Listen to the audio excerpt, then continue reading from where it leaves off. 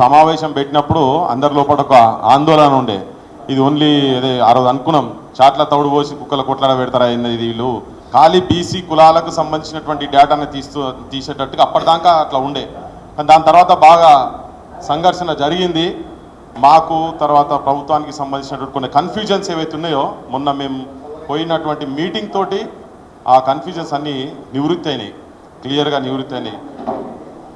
వాళ్ళు చాలా స్పష్టంగా ఉప ముఖ్యమంత్రి బట్టి విక్రమార్క గారు కావచ్చు, తర్వాత పొన్నం ప్రభాకర్ గారు కావచ్చు, తర్వాత దానికి సంబంధించినటువంటి అధికారులు చాలా క్లియర్గా చెప్పిన రిజల్యూషన్లో అసెంబ్లీలో మాట్లాడింది కూడా క్లియర్ ఏంటంటే సమగ్ర అన్ని కులాలకు సంబంధించి మనకు ప్లేకార్డ్స్ పట్టుకొని ఇలా అందరం నిలవడం, ఒక్క బీసీలు కాదు, BC SC ST minority OC అందరికీ సంబంధించినటువంటి కులాలది సంపూర్ణంగా జరగాలని మన డిమాండ్ ఇక్కడ నుంచి పెట్టినామో అది కంప్లీట్గా వాళ్ళు కంప్లీట్గా అట్లనే చేస్తామని చెప్పి మొన్న కూడా అన్నారు, ఇంతకుముందు కూడా అన్నారు. మన ప్లేకార్డ్స్ పట్టుకొని నిలబడ్డాం ఆ రోజు. సో దానికి ఫస్ట్ అభినందించాల్సిన అవసరం ఉన్నది. మేము మాట్లాడినప్పుడు కూడా మేము అన్నాం, వాళ్ళ లోపల నిజాయితీ కనబడ్డది, నిబద్ధత కూడా ఉన్నదని అనిపించింది. రెండు కనబడ్డాయి. మేము చూసినప్పుడు మేము అన్నం కూడా అక్కడ వాళ్ళతో కూడా చెప్పినాం. 75 సంవత్సరాల తర్వాత నిజం కూడా ఒక చారిత్రాత్మకమైనటువంటి ఘట్టం మన తెలంగాణలో మొదలు కాబోతుంది. దాన్ని వాళ్ళకు ఇంకోటి నిజాయితీ ఎందుకు అంటున్నామంటే, బీహార్ నుంచి దానికి సంబంధించినటువంటి కంప్లీట్ రిపోర్ట్ తీసుకొచ్చి ఒక అధికారిని తీసుకొచ్చి ఇక్కడ కూర్చోబెట్టి దాని గురించి వాళ్ళు వింటున్నారు అని అంటే వాళ్ళ లోపల నిజాయితీ ఉన్నది అని మాకు అనిపించింది.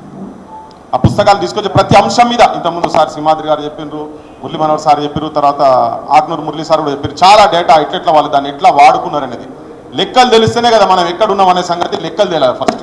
ఆ లెక్కల పంచాయితే ఇప్పుడు మన లెక్కేందో మనకు కావాలి, దాంట్లో వాటా. అది బట్టి విక్రమార్క కూడా మాట చెప్పిండు, వెల్త్ అని కూడా అన్నాడు ఒకటి. దాని విషయం నేను ఒకటి స్పష్టంగా చెప్పదలుచుకునేది అంటే, ఇప్పుడు మనకు రిపోర్ట్లు లెక్కలు మొన్న రీసెంట్ ఆక్స్ఫామ్ రిపోర్ట్ ప్రకారంగా చూస్తే దేశంలో ఉన్నటువంటి టాప్ 1% రిచెస్ట్ చేతులలో 40% వెల్త్ ఉన్నదంట. దేశంలో ఉన్నటువంటి వెల్త్ 40% వెల్త్. ఇది చాలా మందికి ఆశ్చర్యకరం, నాకు కూడా ఆశ్చర్యం అనిపించింది. 40% wealth. Top 10% more than 70% wealth వాళ్ళ లోపల ఉన్నది. ఈ టాప్ 1%, ఈ టాప్ 10% దాంట్లో ఎవరున్నారు అనేది మనకు తెలియాల్సిన అవసరం ఉన్నది.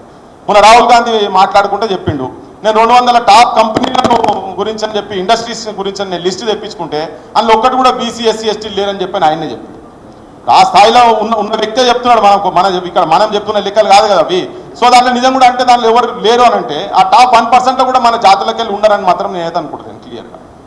ఈ మధ్య చాలా ఒక నానుడి, ప్రతి ఎవరు మాట్లాడినా కానీ సాఫ్ట్వేర్ వాళ్ళు కావచ్చు, వాళ్ళ గురించి ఎవరు మాట్లాడినా కానీ మేమంతా ట్యాక్స్ పేయర్స్ అని బాగా ఒక రకంగా ఇన్సల్టింగ్గా మాట్లాడుతుంటారు.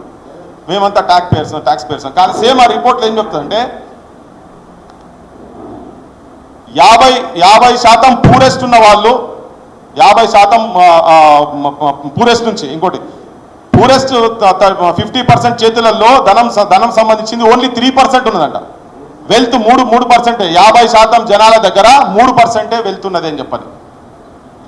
50% పూర్ ఉన్నోళ్ళు కడుతున్నది 2/3 అంటే దాదాపు ఒక 65%, 64 చిల్లర 65% జిఎస్టీ కడుతున్నామంట. ఇది కూడా ఆక్స్ఫామ్లో జిఎస్టీ వాళ్ళు చెప్తున్నది. 10% రిచెస్ట్ ఇంతకుముందు చెప్పిన 70% పైన ధనం ఎవరి చేతిలో అవుతున్నదో వాళ్ళు జిఎస్టీ పే చేసేది కేవలం 3 నుంచి 4%. ఇదివరకు మేము స్టేజ్ మీద కూర్చొని లెక్కలు చెప్తలేము కానీ ఆక్స్ఫామ్ లేటెస్ట్ రిపోర్ట్ తీసి చూడండి. అంటే అసమానతలు ఎట్లా ఉన్నాయి, ఎక్కడున్న అసలు ధనం ఎవరి చేతులలో ఉన్నది, దేశం సంపద ఎవరి చేతులలో ఉన్నది, ఎవరు నష్టపోతున్నారు, రాజ్యాంగం ఏం చెప్పింది, అక్యుములేషన్ ఆఫ్ వెల్త్ ఉండొద్దని ఆర్టికల్ 37, 38 సార్ కరెక్షన్ చేయాలి.